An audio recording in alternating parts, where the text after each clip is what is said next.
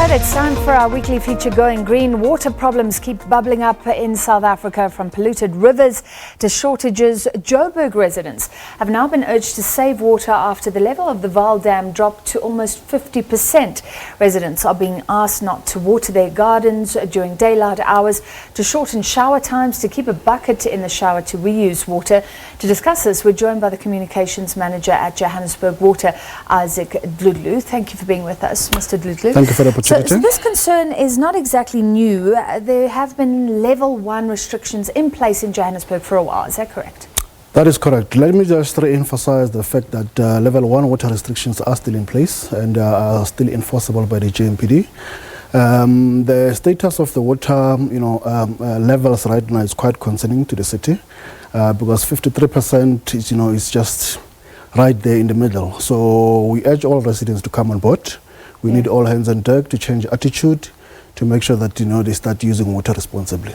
And like you said, 10% you can't use anyway, so 50% is getting quite low. That is correct. So once you reach that level, you start now looking at other avenues to say, since we are not getting enough, we haven't even started getting rains now since the spring started. What is it that needs to happen? We have been assured that we shouldn't panic by the Department of Water and Sanitation, but as a city we say 53% or 40% rather, because the 10% is unusable, is a concern to us, and if the attitude doesn't change, we'll have to look at trying to now restrict supply in terms of now throttling the supply to the citizens of the city. What happens? Do you monitor rainfall? Are you speaking to the weather service frequently? Yes, we not necessarily the Johannesburg Water as such, but remember we are an entity of the city, so we then also report directly to the Department of Water Affairs. So they are in touch with the weather services. They have predicted that we might have a bit of rain in the coming season or right now going forward, but we don't know when the rain is going to come. So in the meantime, we need to then start doing the right things, taking long, short showers. Stop remind irrigating. us exactly now, what are the rules for level 1? What level 1 means, yes, level 1 means that you can't water your gardens during the day between 6 a.m. and 6 in the evening, because it's a waste of water in essence, because then the water just evaporates. 2, it means you can refill your swimming pool using municipal water, because that you also feel that the water will just evaporate in any case. So, and other ones, we are looking at issues of saying, when you wash your cars, put it on the lawn so that the grass can benefit. And then again, it's easy things like, using a cup instead of, allowing the water to run while you're brushing your teeth. So those are the basic things that every one of us should start doing, so that we avoid, day zero that, Cape Town experienced a year ago. And are you relying on the cooperation of residents? Because you're not actively monitoring how many litres each household is using, am I correct? The normal consumption per capita per person right now is sitting at about 285 in the city of Johannesburg, which is quite high. If you look at what Cape Town did last year, they reduced that to up almost 50 litres per person per day. Yeah. So which is about a fifth of where we are. Exactly. So that's what I'm saying. We need to then start changing that. But then again, we're saying the JMPD, which is our counterparts in the metro, and they will enforce that. There is a minimum fine of about 1,600 that is going to be imposed each and every time they find you, not adhering to water restrictions. So this is if you're found breaking the rules, found watering your garden. I see it often, people watering in the day. Most certainly. We are still working with them to make sure that we establish a proper center whereby people can be able to report those who are not adhering to bylaws. At the same time, right now we only have a landline that people can phone into and also report such cases. All right. But my question was, we're not being monitored on our bills, but neighbours can report to other neighbours, and you're checking to see that no severe flouting of the rules is taking place. Most certainly. We need to then start doing that if you're not doing it now. I mean, if you see that your neighbor is breaking the rules, I mean, it doesn't necessarily mean that you must allow that person to get away with murder. Because at the end of the day, when you start restricting, you will also feel the pinch. So, you know, telling, reporting and making sure that, you know, the law enforcement officers come and address the matter and impose such a particular fine to that particular resident, I think is the right thing to do right now. What about Joburg Water's responsibility here? Because how much water are we losing through leaks, through things like that?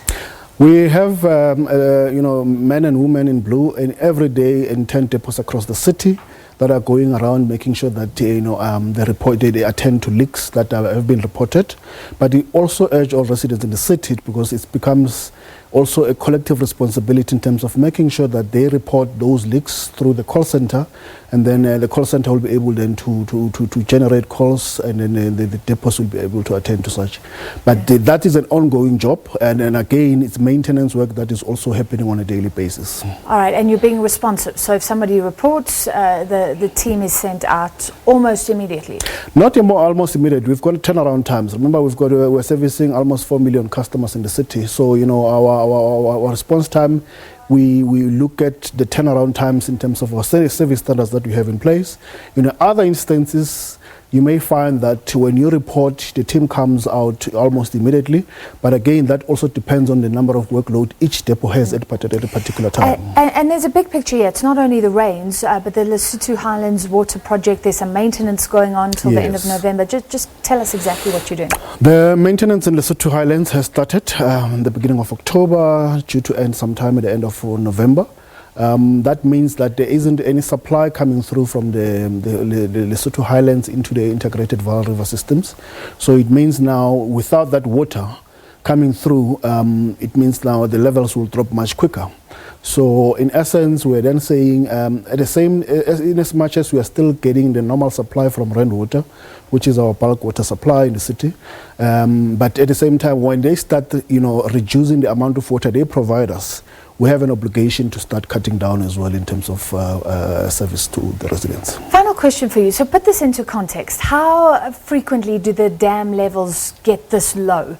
I think in Joburg, we don't really worry about running out of water. You mentioned that.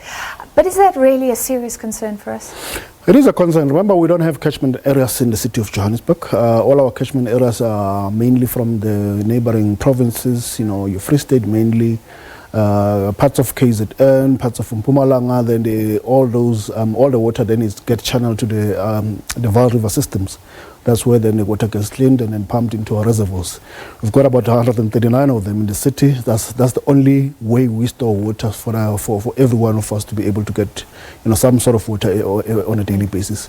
So when the levels are dropping, it means now something is definitely going wrong. And at some stage, we need to then start switching or sort of reduce the supply from ourselves.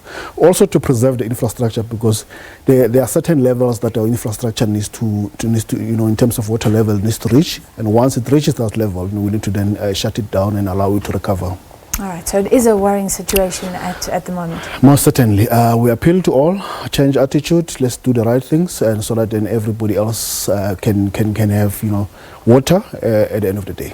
Thank you very much, Communications Manager at Johannesburg Water, Dhludhlu.